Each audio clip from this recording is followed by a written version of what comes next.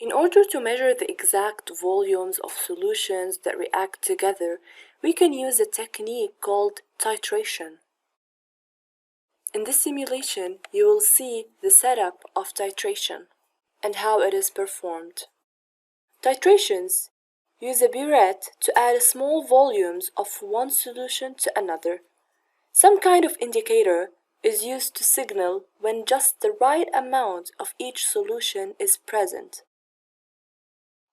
Many titration experiments involve a reaction between an acid and a base. You can see that we have hydrochloric acid. The concentration is 0.5 mole per decimeter cubed.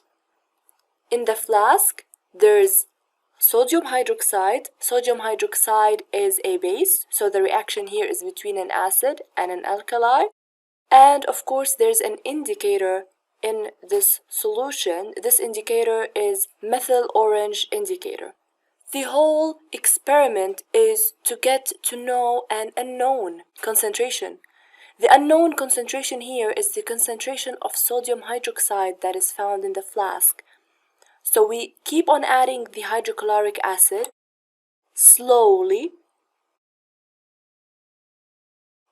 And when the color changes, this is an indicator. So we use this color change of an indicator to show us when the reaction has reached completion. This is often called the end point of titration. Titration ended when 12.5 centimeter cubed of hydrochloric acid was added. So we can see that 12.5 centimeter cubed of 0.5 mole per decimeter cubed hydrochloric acid solution reacted with 25 centimeter cubed of the dilute sodium hydroxide solution. We can use this information in order to work out the concentration of the sodium hydroxide solution.